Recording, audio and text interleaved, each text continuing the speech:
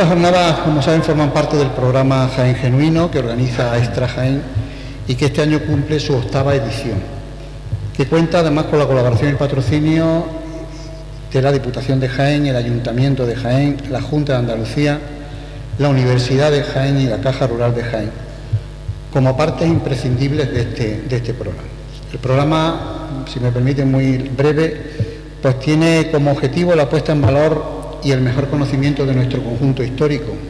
Es un programa reivindicativo que busca alcanzar su objetivo a través de muy distintas iniciativas, entre las que destacan por su alto seguimiento social la carrera popular de la Noche de San Juan y posterior fiesta mágica, las veladas de teatro, si las piedras hablasen en el Castillo de Santa Catalina, si las piedras hablasen, y por supuesto la Noche Jaenciana. A esta iniciativa se unen personajes jaencianos, como hemos dado este año, narraciones jaencianas, charlas y conferencias, espacios genuinos, concursos, exposiciones y un largo etcétera. Las jornadas jaencianas, que hoy estamos en la 3ª edición, vienen a dar un salto cualitativo a lo que fueron las mesas redondas en ediciones anteriores y que consideramos que ya habían cumplido su función, teniendo como objetivo particular la jornada el afrontar de manera profunda y monográfica distintas temáticas de nuestro conjunto histórico. Sirva como ejemplo las temáticas de las 2 primeras jornadas: patrimonio histórico y natural del Cerro de Santa Catalina, posibles usos y conexiones con la ciudad, y el cementerio de San Eufrasio, la muerte silenciada, valores, estado y perspectiva. Temas de indudable importancia para la ciudad de Jaén y que requieren de toda la atención de los ciudadanos de esta ciudad, cada uno con la responsabilidad que le corresponda. Esta 3ª edición iba a ser menos que sus 2 antecesoras y el tema es más que importante para nuestro conjunto histórico y por ende para la ciudad de Jaén: la manzana de Santo Domingo, pasado, presente y futuro. Como en las anteriores ediciones, las jornadas están distribuidas en una conferencia inicial y 3 mesas redondas, siendo la novedad este año que la 3ª mesa redonda hemos denominado una mesa de conclusiones, ya que consideramos que era necesario concluir la jornada, si me permiten, resumiendo lo que en ella se ha desarrollado. La conferencia inicial nos situará en la temática de la jornada y será impartida por Pedro Galera Andreu. La primera mesa nos situará en el pasado y su importancia de cara a entender mucho mejor nuestra ciudad, de la mano de profesores Alejandro Fornell, Irene Montilla, Mercedes Navarro y Luis Rueda. La segunda mesa nos situará en el presente y futuro de la mano de las instituciones que tienen interés en esta manzana: Ayuntamiento de Jaén, Diputación de Jaén y Junta de Andalucía. Y terminaremos con las conclusiones moderarán las mesas Rafael Cámara, comisario de Jaén Genuino, y Raúl Beltrán, director de Extra Jaén. Estas jornadas han sido en esta ocasión coordinadas directamente por el Vicerrectorado de Cultura de la Universidad de Jaén, con la dirección del vicerrector Felipe Serrano, al que aprovecho para dar las gracias públicamente. Amplío este agradecimiento, por supuesto, a todos los ponentes, conferenciantes y moderadores, a los que les une no solo su conocimiento, sino también su amor a Jaén. También contamos este año con la colaboración del Colegio de Gestores Administrativos, que tenemos aquí a su delegado, Blasco Galler, y de la empresa Orfiper. Paso ya sin más a presentar la conferencia inicial de estas 3ras jornadas, que con el título Ciudad y Leyenda, el Lagarto de Jaén, va a ser impartida por el catedrático emérito de la Universidad de Jaén, Pedro Galera Andreu. Me voy a atrever a presentar a Pedro Galera. Yo creo que no hace falta presentarlo, pero me voy a atrever a presentar a Pedro. Bueno, Pedro, voy a resumir un poco por su currículum, es amplísimo y evidentemente de todos conocido, ¿no? Licenciado en Filosofía y Letras, Geografía e Historia por la Universidad de Granada, doctor en Historia del Arte por la Universidad de Granada, profesor adjunto de Universidad en la Universidad de Murcia, profesor adjunto y profesor titular en la Universidad de Granada, catedrático de Universidad en la Universidad de Jaén y actualmente profesor emérito de la Universidad de Jaén. Ha desempeñado cargos académicos, subdirector del Colegio Universitario Santo Reino, decano de la Facultad de Bellas Artes de Granada y vicerrector de Extensión Cultural de la Universidad de Jaén.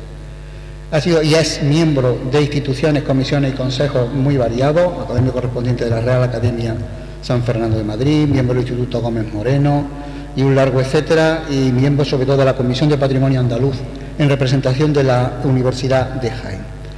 Tiene varios premios de investigación: premio de investigación tercer concurso de investigación histórica, premio de investigación Alfredo Casabán del Instituto de Estudios Jiennenses, premio en reconocimiento a la defensa del patrimonio histórico, Delegación de Cultura de la Junta de Andalucía en Jaén, primer premio Andrés de Vandelvira, otorgado por el Colegio Oficial de Arquitectos de Jaén, y está en posesión de 6 tramos de investigación. Tiene muchísimas publicaciones directas, personales o participaciones en capítulos de libros. Ha estado en distintas y variadas ponencias por invitación y uso y comisariado de exposiciones como la de Carlos V y la Alhambra en Granada, y dibujos de Rafael Zabaleta y Sebastiarius en una exposición conmemorativa del centenario de Bastián Martín. He hecho un resumen porque evidentemente los valores académicos y de estudio de Pedro Galera son de sobra conocidos y admirados por todos nosotros. Yo, sin más, paso la palabra a Pedro Galera para que nos deleite con su conferencia inicial. Pedro, cuando quieras. Buenas tardes. Muchas gracias a Tomás, por una parte, por lo que representa esta iniciativa de Jaén Genuino y, bueno, lógicamente, por todo lo que has dicho, que son siempre cosas que le abruman a uno, ¿no? Que sea un poco el resumen de una vida casi.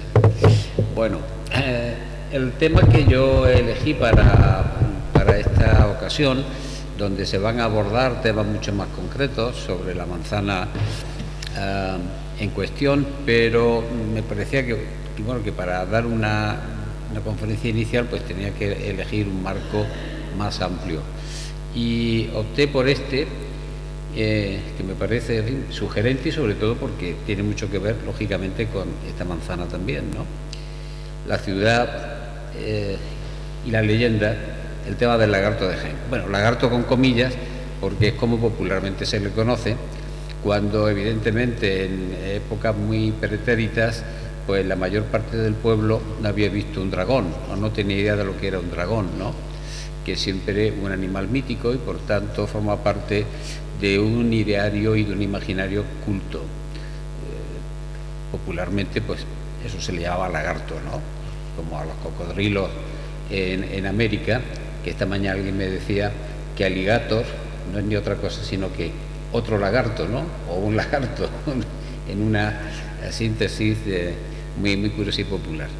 Bueno, lagarto para todos, pero ya adelanto que se trata lógicamente de un dragón.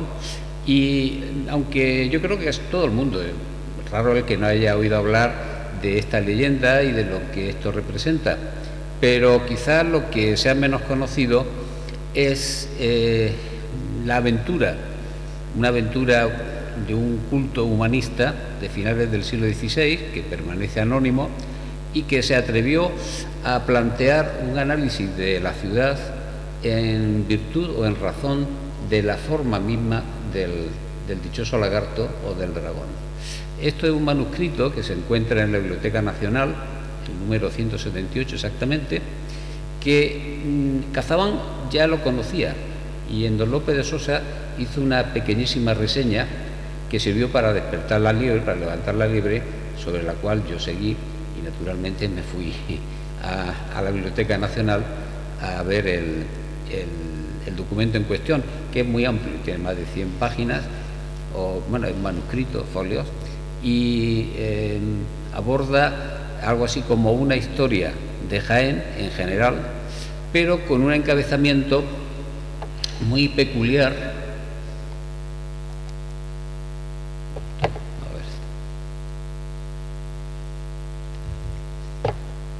No, sí, yo sé que esto me ha dicho que esto es muy fácil, pero de fácil nada. A ver, ya parece que va saliendo. Ahí. Decía, este documento se encabeza con esta cosa que mejor a muchos le hace mucha ilusión, la astrología. Yo confieso que a mí particularmente la astrología no me dice gran cosa. Soy un escéptico, no tanto como la Inquisición en el siglo XVI, que la persiguió, sobre todo esta astrología judiciaria, ¿no? Pero que fue un tema muy controvertido porque aunque se perseguía, pero por otro lado se enseñaba y se admiraba. El autor de este documento, que ya digo que es anónimo, no figura su nombre, pero da dos pistas. Había estudiado en Salamanca y era profesor en la Universidad de Baeza. No es cualquiera, ¿eh? Era un señor que dentro de lo que era la cultura humanística estaba bien preparado. Y cuando él empieza con esta alusión astrológica, sin duda está pensando en Sacrobosco, que fue un autor que fue muy seguido en la Universidad de Salamanca y que es uno de los grandes de la astrología del siglo XVI. La segunda cuestión importante es que esa carta astral sobre la situación de Jaén y cómo Jaén es, por supuesto, maravillosa porque está dominada y regida por los astros, tiene una fecha, como todas las cartas de este tipo que se hacen, tiene una fecha de referencia.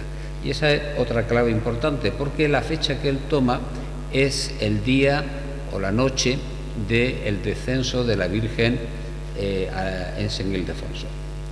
Con lo cual ya se pueden imaginar que todas las bondades de Jaén, en el fondo, remiten a una idea que es la idea de una protección mariana. A partir de ahí, de esta ya extraña mezcolanza, donde por un lado hay naturalmente un sustento, una base muy religiosa, y luego por otro lado hay ese guiño, esa conspiración, digamos, con la astrología judiciaria.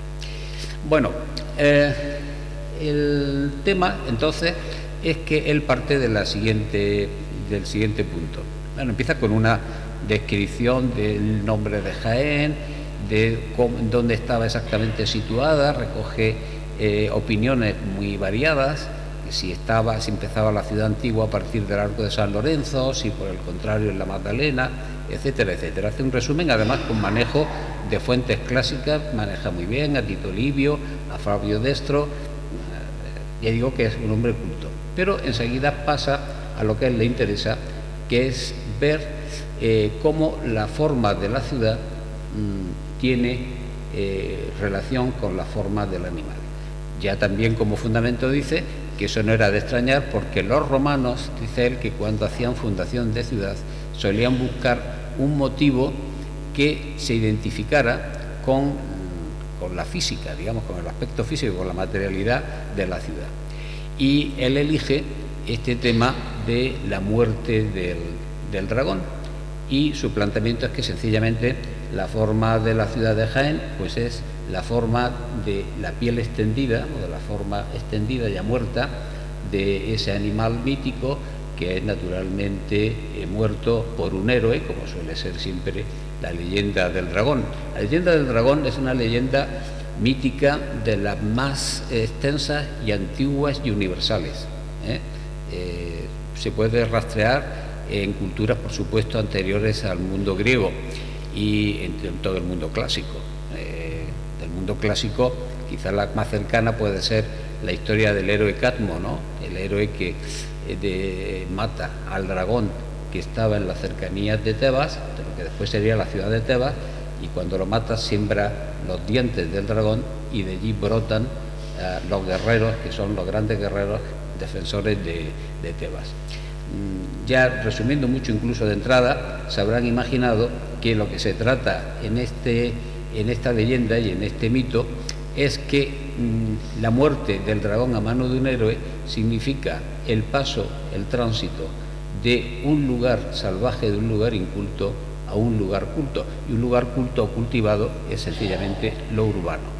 Por tanto, en la leyenda del dragón de Jaén asistimos una vez más a una fundación de este tipo, es decir, es una alusión a un emplazamiento salvaje, la breña, como dice él muchas veces, y a partir de ese personaje pastor o lo que fuera, ¿no?, que engaña como dice la leyenda, hay dos versiones, cómo engaña a la fiera dándole una vaca, una ternera que está llena de yesca, ¿no?, y que cuando se la traga pues explota, así reviente, ¿no?, como el lagarto de Jaén. Esto es ni más ni menos que, ya digo, una tradición universal, ¿no? Y el lugar en el que se encuentra la relación dragón-agua es, por ejemplo, otra constante, un tema fundamental dentro del mito, ¿no? Cueva, agua, fertilidad, dragón. El dragón también cuida en el jardín de las Hespérides. Por tanto, las significaciones se van abriendo, se van ampliando como un abanico, pero en líneas generales lo que siempre tenemos, la constante es esa, ¿no? La de un animal fantástico que no es maligno, no es tan maligno, no es perjudicial, es un guardián fundamentalmente, ¿no? Lo que ocurre es que hay que vencer a ese guardián para hacer la transformación. El dragón luego tuvo mala fortuna desde el punto de vista religioso, porque en la Biblia sí que se personifica con el mal, ¿no? Se identifica con Leviatán, pero en la tradición griega no. De hecho, la palabra dragón viene del verbo griego terkein, que significa ver, y es que la facultad principal que tenía este animal mitológico era una visión poderosísima, y veremos cómo esto lo va a utilizar este señor, que es muy culto, a la hora de abordar el análisis de la ciudad. Vamos a ver. Sí, a la rueda, exacto.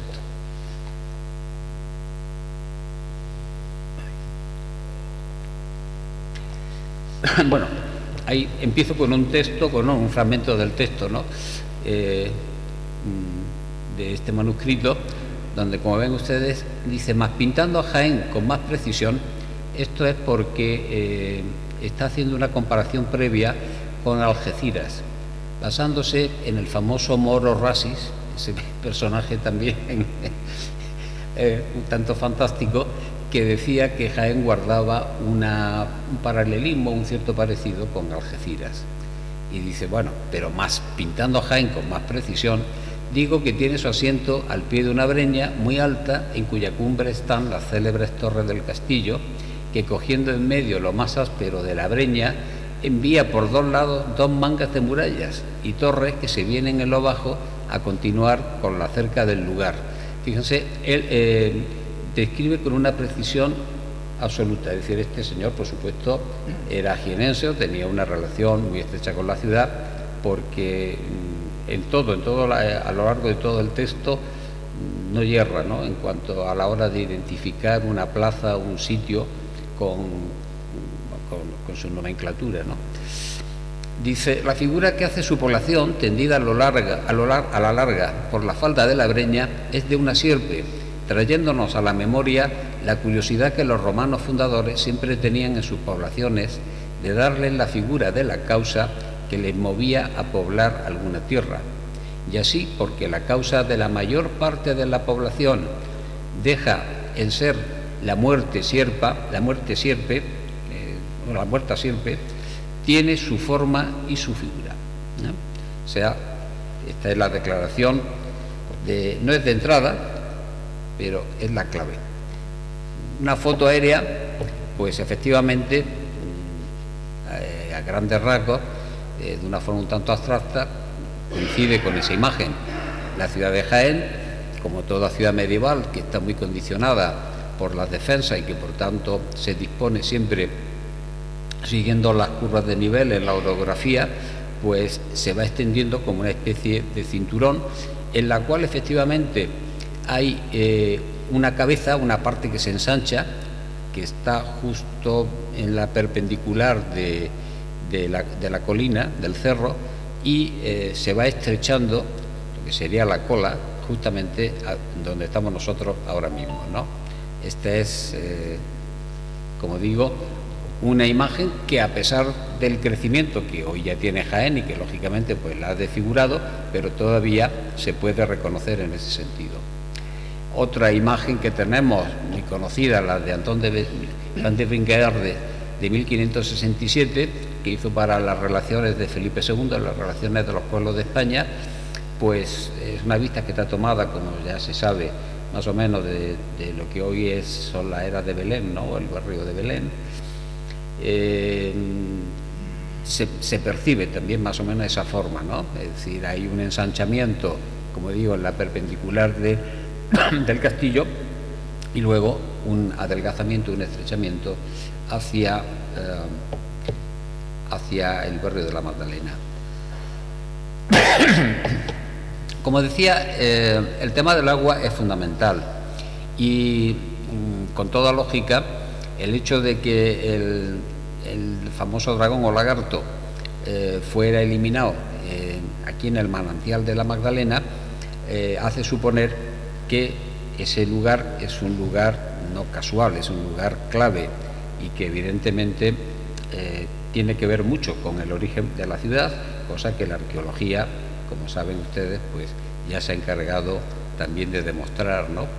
Pero a mí lo que me interesa en este plano de situación que le he puesto es porque el manantial está justo enfrente, esto no tiene puntero, pero bueno, no hace falta porque se ve, está justo enfrente de la iglesia de la Magdalena.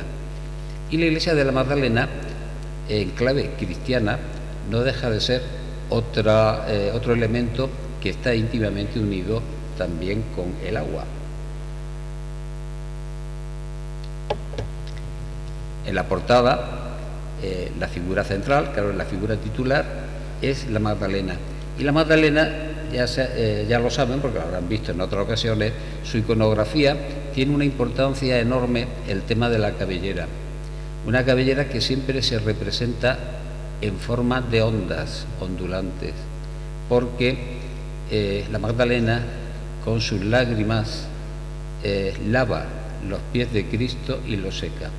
Esta imagen, que tiene también bastante de erotismo, y ya sabemos que todo esto se ha explorado mucho, pero desde una perspectiva clásica es evidente que se trata de una alusión al líquido elemento del agua. El agua es extraordinariamente femenina, es un signo femenino, por eso es la fertilidad. No creo, por tanto, que sea casual que la parroquia que se levanta enfrente del manantial tuviera como advocación la figura de la Magdalena. Aparte de que la iglesia está, ya sabemos, montada sobre una mezquita que, según este mismo autor, que ya digo que es muy culto, asegura que fue la mezquita Aljama. Evidentemente la mezquita Aljama anterior, eso ya nos lo dice él, anterior al siglo XIII, pero efectivamente ahí está el San, están todos esos elementos, ¿no? Que eso pues también lógicamente tendremos que tenerlos en cuenta. Y hablando de agua y de ciudad y de lagarto, les traigo a colación uno de los cuadros más famosos y para mí también de los más bellos, ¿no?, de la historia de la pintura, que es este cuadro titulado La tempestad de Giorgione, pero un cuadro que ha suscitado muchísimos interrogantes porque se ha escrito mucho sobre él y no hay una solución concluyente sobre lo que significa. Una de las que más se ha aproximado y de las que está más reconocida es la que hace una investigadora norteamericana, Nancy Thompson de Drummond, que interpretó el cuadro como una alusión al primer patrono de Venecia, que no es San Marco, que es San Teodoro, que sería ese señor que aparece ahí a la izquierda, más o menos como guerrero. Y la ciudad que aparece al fondo sería Teodorópolis, el nombre actual de una ciudad turca, o fue en el pasado el nombre que tuvo, y que está vinculado también a la presencia o a la leyenda de un dragón. Thompson de Drummond dice que el dragón se ve en el muro de este detalle que he sacado. Yo confieso que yo me he desgañitado a ver si localizaba el dragón y me ha costado trabajo. Quiero querer hacer un acto de fe en lo que ella dice. Es difícil, pero bueno, es posible que así sea y la tesis o la hipótesis está bien traída, ¿no? Si efectivamente este fuera Teodoro, la ciudad a la que alude Teodorópolis como una especie también de antecedente o de precedente de la ciudad de Venecia, que es también una ciudad, por supuesto, mucho más acuífera que Teodorópolis, y luego el tema de lo que para otros han identificado como la gitana, pues no sería ni más ni menos que una mujer símbolo de la fecundidad, puesto que está, aparte de desnuda, está amamantando a la criatura.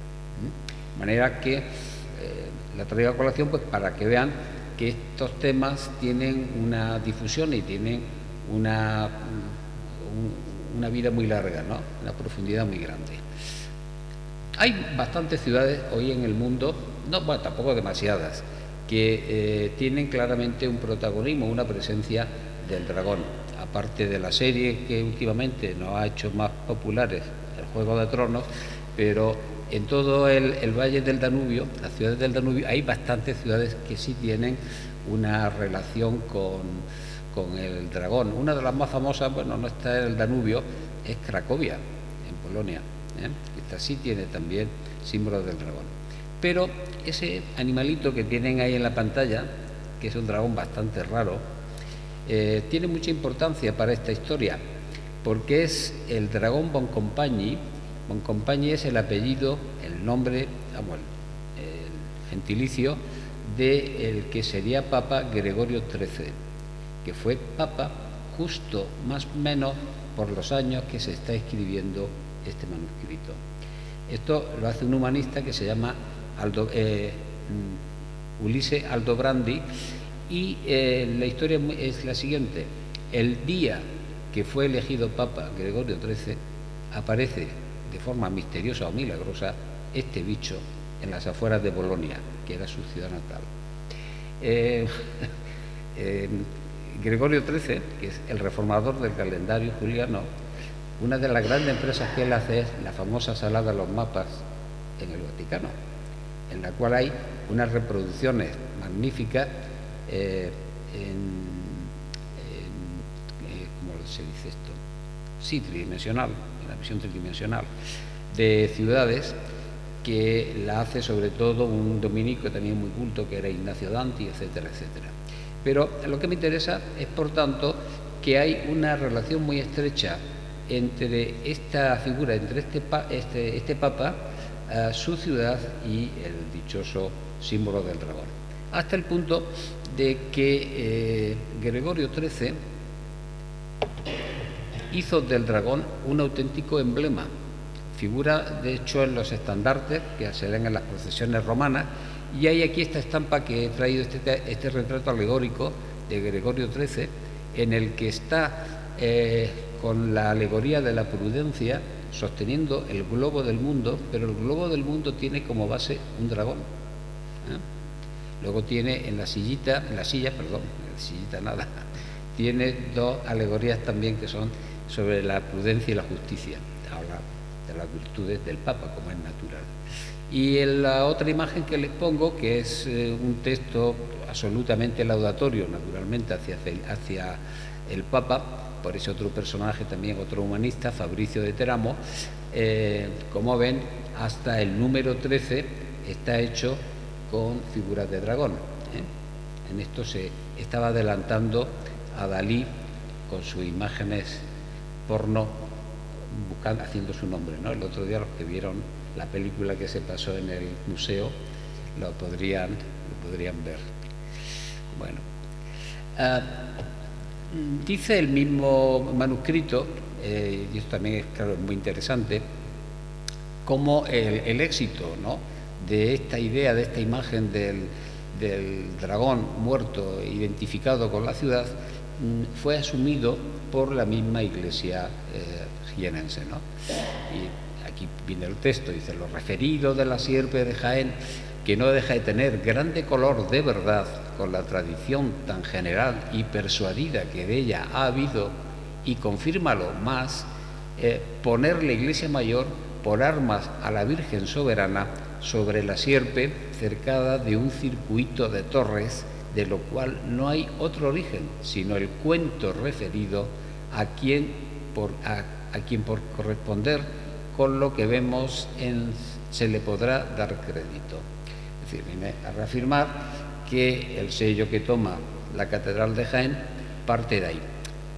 Esto es más discutible, yo sé que he discutido yo mucho con esto con nuestro deán, que sostiene, claro, que evidentemente la Virgen pisando la sierpe forma parte de una imagen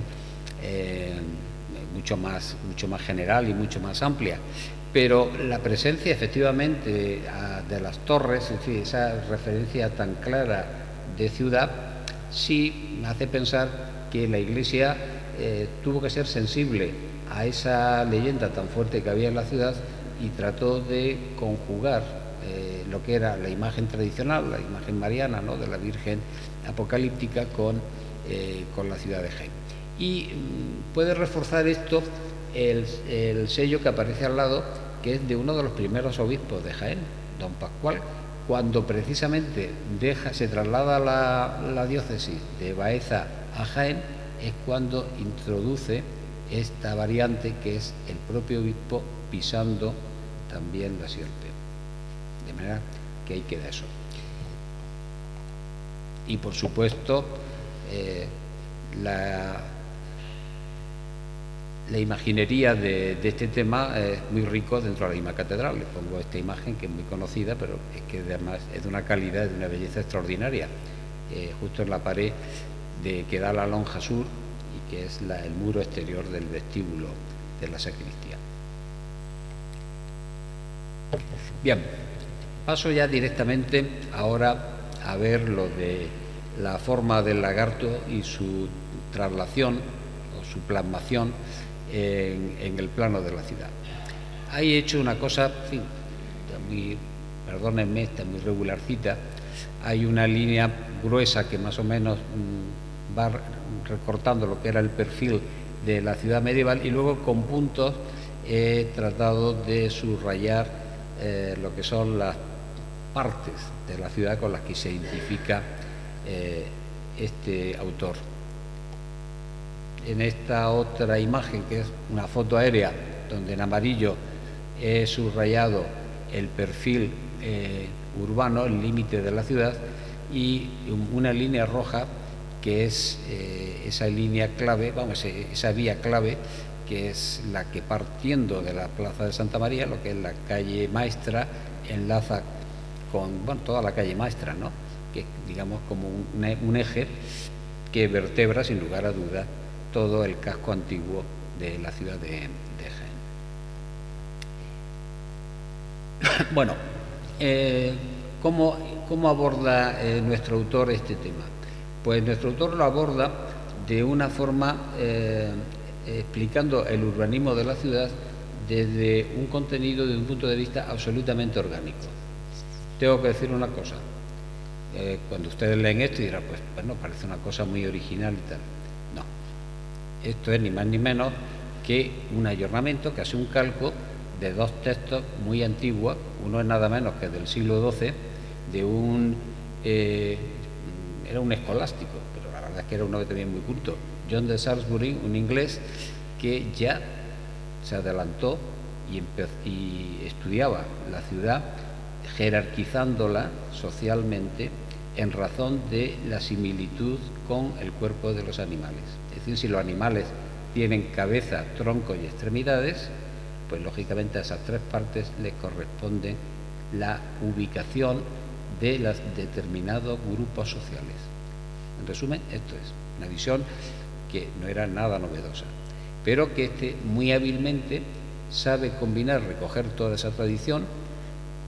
Hay luego otro autor italiano muy interesante, Marsilio de Padua, que insiste también en la idea de la animalidad y su vinculación o su relación con la ciudad, y él lo que hizo fue aprovechar esa tradición, como digo, y la casó con el tema de la leyenda para construir este discurso que es muy sugerente y es muy atractivo. Bueno, y no tiene tampoco, por supuesto, demasiado de falsedad, ¿no?, ni mucho menos. Bueno, según esto, como dicen, empieza él así, ¿no? Dice: esta sierpe tiene la cabeza hacia mediodía, donde está, cada vez estoy peor de la vista, donde está la plaza de Santa María y sus arrabales. Por la parte alta, el monasterio de la Merced y la Puerta Granada, Santa Ana y su arrabal, y por la baja, San Francisco y San Ildefonso. Ya le he dicho que debía de ser de Jaén porque lo hace con una precisión total, ¿eh? Y así como la cabeza es la parte más principal del cuerpo, así en esta parte está la iglesia mayor, las casas del obispo, el cabildo de la ciudad, los poderes, el poder religioso y el poder civil. Y así como en la cabecera están los dos ojos que miran por el cuerpo, fíjense una vez más el cultismo. Ya les dije que la clave, la raíz de la denominación de dragón es la vista, derkein, ver, ¿no? Los dos ojos. Dice, así como están los dos ojos que miran por el cuerpo, evitando con su vista los daños que le pudieran venir, esa mirada terrorífica que luego el cine lo explota también, ¿verdad? En esta parte asisten siempre los dos ojos que miran por la República y la gobiernan, que son los dos jueces, eclesiástico y seglar, y asimismo en la cabeza se juntan los sentidos para proveer de especies a la memoria.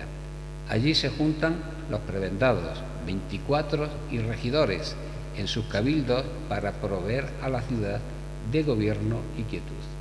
O sea, esto es el orden perfecto, una idea, por supuesto, también muy renacentista.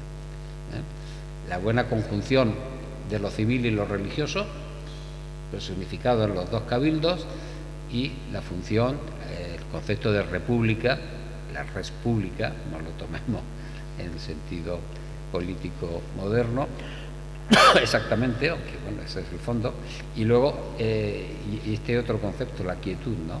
Es decir, el sentido del orden, el sentido pacífico. Bueno, en el dibujo, pues efectivamente, la plaza de Santa María está compuesta por esos tres elementos, y en ese sentido no ha variado hasta nuestros días. Son los tres elementos que configuran la plaza. La plaza queda configurada por esos tres. Y el arrabal al que hace alusión y el entorno también lo sabemos perfectamente por la documentación de archivos del 16, era el lugar donde vivía la aristocracia jienense. Es decir, este es el barrio del poder, el barrio elegante, vamos a llamarlo así. Dice, el cuello de esta sierpe es desde la calle Maestra por la plaza de Santa María hasta la Audiencia. Es decir, justo es el tramo de lo que hoy conocemos como calle Maestra, que, ojo, ha sido la calle del comercio hasta los años 60, prácticamente. Pues ahora fíjense lo que dice.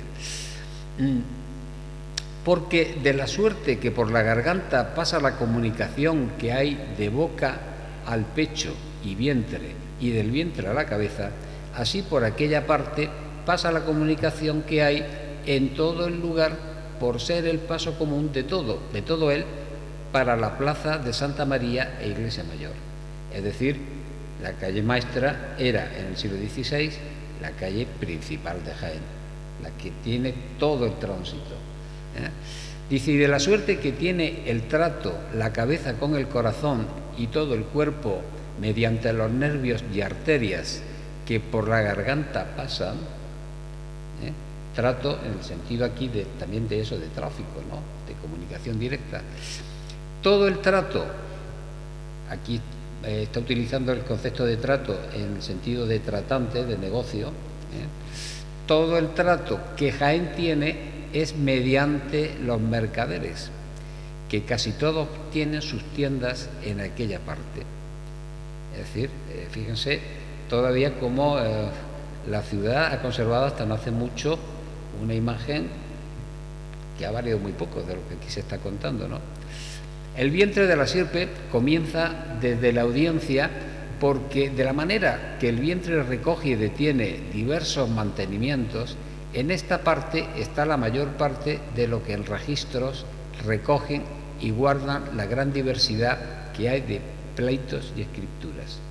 Es decir, efectivamente, la Audiencia pues es eso, es el tribunal, ¿no? Los pleitos, todo lo que es el aparato de la justicia. Y más abajo está la cárcel real, que también detiene y recoge los presos o presas, curioso, una concesión al género, ¿eh? Presos o presas que sus dientes, que son los ministros, aquí la comparación es un poco dura, ¿no? Que son los ministros, le entregan.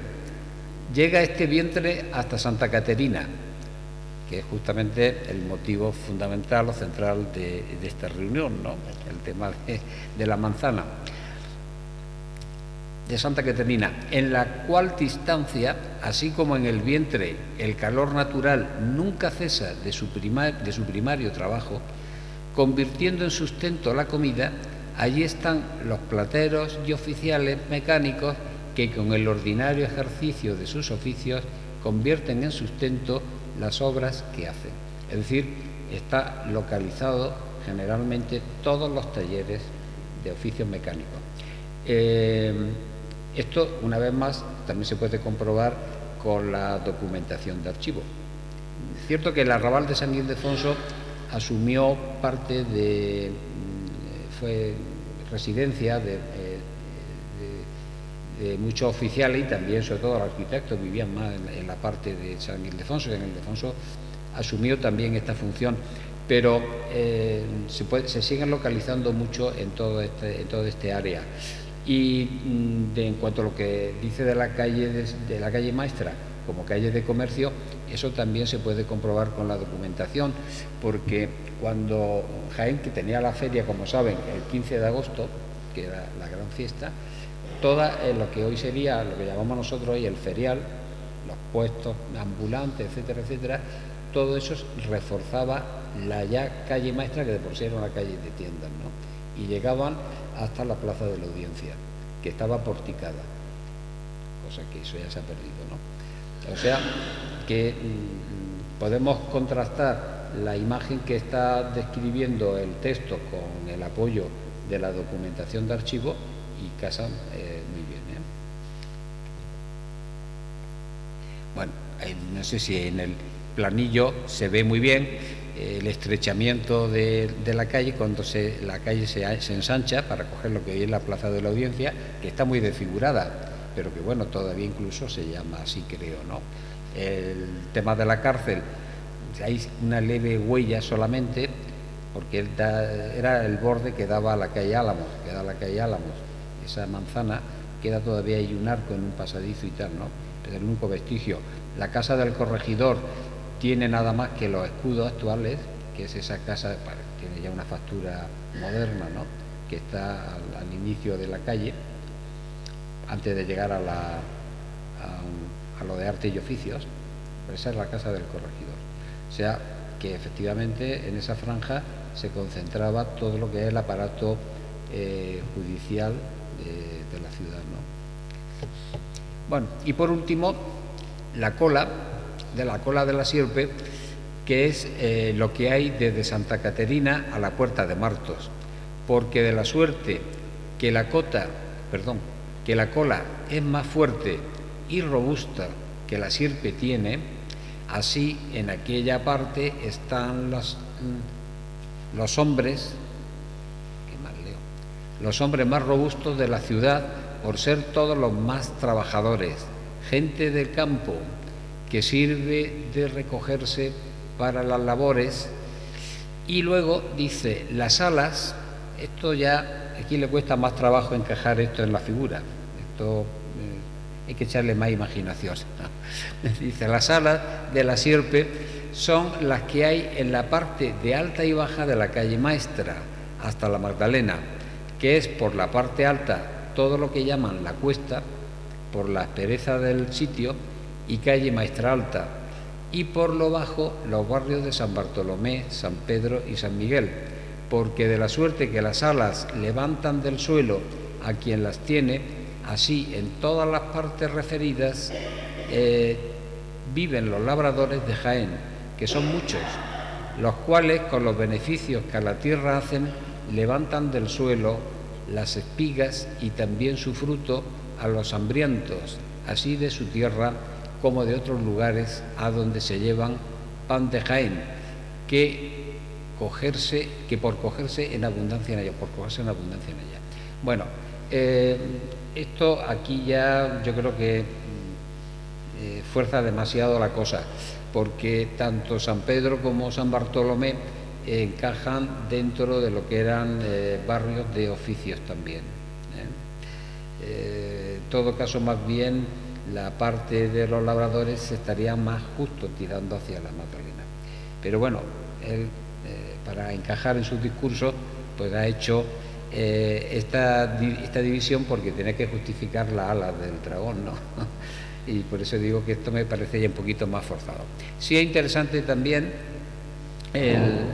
la parte final, ¿no?, donde habla del pan, lo cual nos dice, cosa que ya también sabíamos, que evidentemente Jaén en el siglo XVI no era tan olivarera como es hoy, y que por el contrario el cereal era muy importante y era una gran fuente de riqueza, tanto es así que no solamente daba de comer a la población, sino que era un bien exportable. Bien, este es en resumen lo que el manuscrito tiene, más cosas, ¿no? Pero bueno, es lo que a mí me interesaba, porque tenemos un documento que me parece enormemente interesante de cómo el cultismo, ¿no?, de la Universidad de Baeza y de lo que era todo aquel ambiente de finales del siglo XVI, principio del XVII, hacía para combinar, como digo, por un lado tradición popular, como era la leyenda, por otro lado también el mensaje, la cuestión religiosa, porque ya digo que al final toda la ciudad está concebida desde ese inicio de visión astrológica, haciéndola coincidir con el descenso de la Virgen, lo cual quiere decir que para el autor, ante todo y sobre todo, Jaén es una ciudad mariana y que, lógicamente, gracias también a esa, digamos, protección divina, pues tenía toda esa fortuna. El resumen, evidentemente, es el de una ciudad afortunadísima, cosa que, por otro lado, era común a cualquier otro discurso de tipo laudatorio sobre una ciudad. Pero, en fin, yo creo que esto nos puede servir y nos puede dar también noticias y datos que confirman la pervivencia de ese urbanismo histórico hasta fechas muy recientes, incluso hasta el momento presente. Pues nada más. Muchas